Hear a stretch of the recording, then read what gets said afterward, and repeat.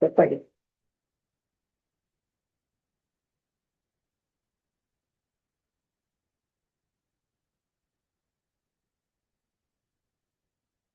ఇంకా రాలేదమ్మా నారాయణ గారు.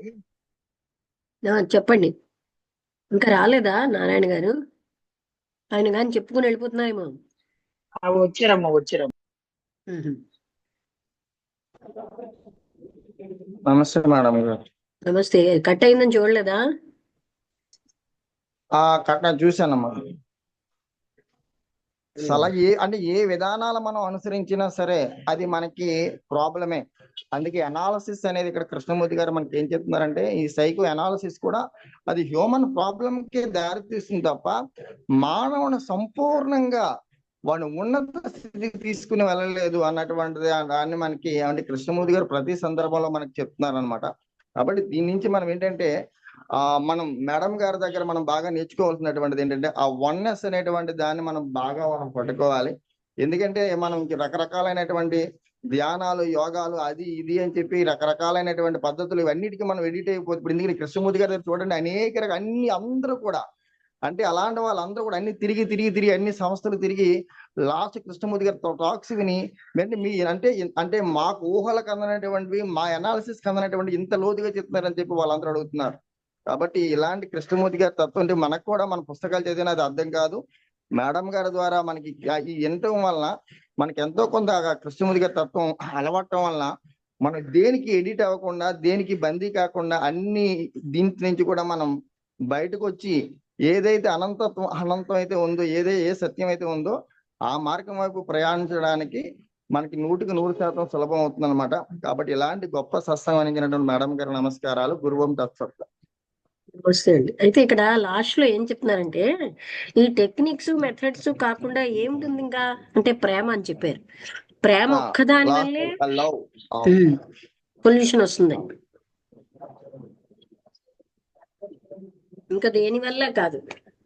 అంటే మనిషికి సంపూర్ణమైన విధంగా హోలిస్టిక్ గా సహాయం చేయగలగడం అనేది ప్రేమ వల్లే. ఇప్పుడు హార్ట్ స్పెషలిస్ట్ హార్ట్ ని చూస్తాడు, అలాగే సైకో అనాలిసిస్ట్ అదే చూస్తే సంపూర్ణంగా మనిషికి అంటే ఇక్కడ వాళ్ళు కండిషన్ అయిపోతున్నారు. సంపూర్ణమైన సహకారం అందించాలి. ఇది ఈ సొసైటీలో ఫిట్ అయ్యేటట్టు చేయాలా, ఇది అసలు వినాశనకారిగా ఉంది కదా అంటే తప్పదు, ఆ సొసైటీని బాగు చేయడం మా పని కాదన్నారు. అది అప్పుడు అతను చూపెట్టారనమాట. అది కూడా మీ పనిలో భాగమే, మనిషి యొక్క కాన్షియస్నెస్ వరల్డ్ కాన్షియస్నెస్ అని. అర్థమైందా ఈ టాపిక్ అందరికి? హిప్నాటిజులు కానీ లేకపోతే ఏమైనా సైకో అనాలిసిస్లు కానీ ఇవన్నీ కూడా ఆ ఏదైతే కృష్ణమూర్తి గారు చెప్పారో ఆ తత్వానికి తీసుకెళ్లే దారి కాకుండా వాళ్ళని ఈ వేరే రూట్ లోకి తీసుకెళ్లిపోయి అంటే మాకు అన్ని తెలుసు, ఈ ధ్యానం చేస్తే ఈ ధ్యానం కాదు, ఈ ధ్యానం ఇది కాదు, ఇది అన్ని ప్రక్రియలు అవుతున్నాయి తప్ప చేయడం అవుతుంది కానీ ఆ మనసు యొక్క స్థితిని తెలుసుకోవడం అవ్వట్లేదు అనే విషయాన్ని చాలా చక్కగా చెప్పారు. అంటే ఎంత అనాలిసిస్ చేసినా కూడా ఆ అనాలిసిస్లు కానీ ప్రోగ్రామింగ్లు కానీ అన్ని వాటిని దాటలేదనే స్థితిని బాగా తెలియజేశారు అన్నమాట. అది కాక డాక్టర్ గారి దగ్గరికి వచ్చిన ఒక ఆవిడ చెప్పింది, ఆ లెక్చర్లు విన్నాక నాకు నా డిప్రెషన్ అన్ని పోయేది. చూస్తే ఆవిడ నిజంగా పోయినట్టే ఉన్నారు, డిప్రెషన్ అవి లేనట్టే. అలాగా ఈయన కొన్ని టాక్స్ చదివి ఇంతో మాట్లాడడానికి వచ్చారు.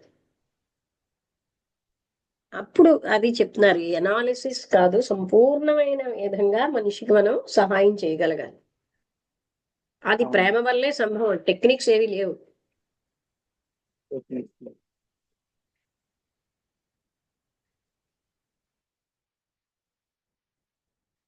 ఏమైనా డౌట్స్ ఉంటే అడగండి.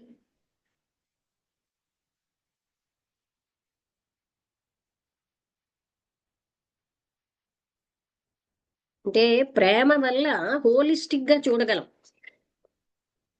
ఇప్పుడు చూడండి, అర్థం చేసుకున్న వాళ్ళకి ఏకత్వం ఏమిటి, వన్నెస్ ఏమిటి అర్థం అవుతుంది. లేని వాళ్ళకి రామకృష్ణ అనట్లేదు ఇది ఆధ్యాత్మికత అనుకుంటారు, ఎందుకంటే వాళ్ళు అలాగే అలవాటయ్యారు.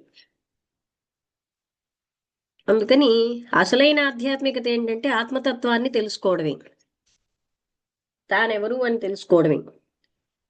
అది కృష్ణమూర్తి గారి ఆత్మతత్వం అన్న పేర్లు పెట్టకుండా ఆ అది ప్రేమ అది అన్నది మట్టుకు నిజం. ఏంటండి? మొదట్లో మొదట్లో మీ దగ్గరికి వచ్చినప్పుడు అమ్మా ఆ ఉమ్, మేడం గారు ఏం చెప్పట్లేదు కనీసం, అంటే ఒక అంటే ఏదో ఒక అంటే గురువు అంటే ఏదో ఒకటి చెప్తారు కదమ్మా, ఒక మంత్రం ఇవ్వడం లేకపోతే ఇలా మెడిటేషన్ చేయడమో లేకపోతే ఏదో ఒకటి ఉంటది కదా, ఏమి చెప్పట్లేదు అని ఫస్ట్ లో అయితే అనిపించేదమ్మా. ఆ తర్వాత రాను రాను రాను రాను చూసినప్పటికి అది ఆ ఏ స్థితి అయితే ఉందో ఆ స్థితిని చేరుకోవడానికి ఇవన్నీ అవసరం లేదనే ఆ విషయం అర్థమైంది. ఆ ఆ ఎందుకంటే అందరూ ఏం చేస్తున్నారంటే ఏదో ఒక దాన్ని ప్రాక్టీస్ చేయించి ఆ ప్రాక్టీస్ లో నుంచి తెలియజేయడం అని చెప్తున్నారు తప్ప గాని ప్రాక్టీస్ కి అతీతంగా ఉన్న స్థితిని ఎవరూ తెలియజేయలేదమ్మా. మీ దగ్గరకు వచ్చిన తర్వాత నుండి ఆ స్థితి అవన్నిటిని ఆ దాటిని స్థితి ఉంది అనే విషయం అర్థమైందమ్మా. అప్పటి వరకు మాకు కూడా అంటే ఈ మెడిటేషన్ చేస్తే ఈ మెడిటేషన్ లో ఎలాంటి స్థితులు కలుగుతాయి, ఈ భగవంతుని చూడొచ్చు లేకపోతే రకరకాలైన స్థితులు చూడొచ్చు, అంటే ఆస్ట్రల్ ట్రావెల్ ఇలాంటివన్నీ తెలియజేసే తప్ప గాని అంటే అది మనసు ప్రమేయంలో జరుగుతుందనే విషయం కూడా మాకు తెలియలేదమ్మా అప్పుడు. ఉమ్. అది చక్కగా అర్థమైందమ్మా. అంటే అక్కడికి వచ్చిన తర్వాత నుండి ఆ విషయాలన్నిటి పట్ల ఎరుక కలిగి ఆహా ఇది కాదు అని ఆ విషయం బాధపడిందమ్మా బాగా. అది అంటే ఇప్పుడు ఏంటంటే టెక్నిక్ లోంచి మనం ఏమి పొందలేం. ఆ టెక్నిక్ ని అలా ప్రాక్టీస్ చేస్తూనే ఉంటారు జీవితకాలం. అందుకని ఆ అసలైనది ఏంటంటే ఆ ప్రేమ అన్నది ఆత్మతత్వం యొక్క ఆత్మలో మన యొక్క స్వరూపమే ప్రేమ స్వరూపం. అది ఒక్కటే మనిషిని మార్చగలదు. అంతే. అంటే ప్రేమ అన్నది లేకుండా ఏ టెక్నిక్ వాడినా ఆ వ్యక్తులు మారరు. ఆ వ్యక్తులకి సమస్యలు తీరవు.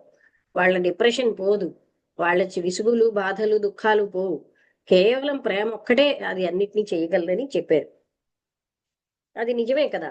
మనం ఏ టెక్నిక్ వాడినా ఆ టెక్నిక్ వల్ల ఎవరి అంటే బాధలు ఎవరివి పోవు. ప్రేమ తప్ప మరో దాని వల్ల సంభవం కాదు.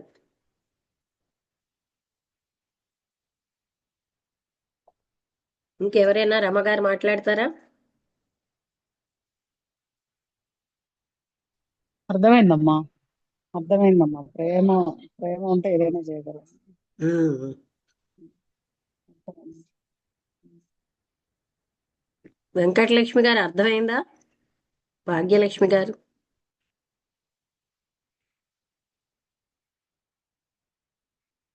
అంటే ఇక్కడ సైకో అనాలిసిస్ట్ సైకాలజీ అంటే వీటి వల్ల సమస్యలకు సొల్యూషన్ రాదు. వస్తుందని వాళ్ళు అలాగా అనుకుంటారు. ఎంతమంది సైకాలజిస్టుల దగ్గరికి వెళ్ళినా అనలిస్టుల దగ్గరికి వెళ్ళినా మన సమస్యకి సొల్యూషన్ రాదు. అది సంపూర్ణమైన అవగాహన ఓన్లీ ప్రేమ వల్లే సంభవం. అది ఫాస్ట్ గా జరుగుతుంది కూడా. హిప్నోటిజం లాంటి టెక్నిక్ల వల్ల బోల్డ్ లేట్ అవుతుందని చెప్తున్నారు కదా. అంటే ఏది ఫాస్ట్ గా చేయగలిగేది అంటే ప్రేమ అన్నారు ఆయన. మరి ఇవన్నీ కాకుండా ఇంకేముంది అంటే అది మనం అవగాహన చేసుకోవాల్సిన విషయం. ఇప్పుడు మనం కూడా ఎవరికైనా ప్రేమ ఉన్నప్పుడే సరి అయినటువంటి విధంగా మనం డీల్ చేయగలం.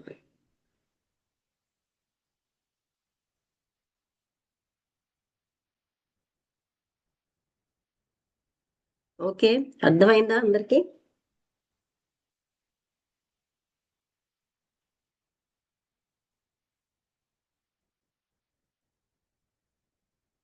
అంటే అది మీరు అబ్జర్వ్ చేయండి.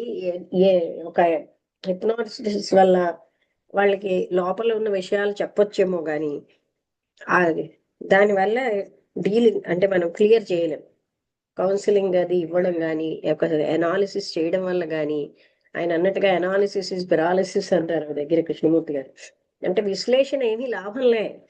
చూడండి, కారణం తెలిసినంత మాత్రంలో మనం ఆ విషయంలోంచి బయటపడలేం. సమస్యలోంచి కారణం ఏం తెలిస్తే మాత్రం బయటపడగలమా? అందుకని కారణం వెతుకుతున్నాం, కానీ కారణం తెలిసినా సమస్యలోంచి బయటపడలేం.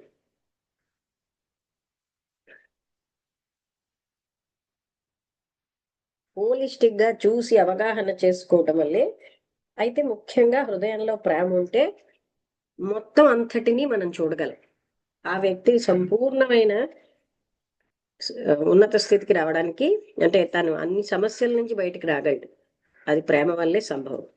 ఓకే, ముగించేద్దామా? నమస్తే అండి. నమస్తే.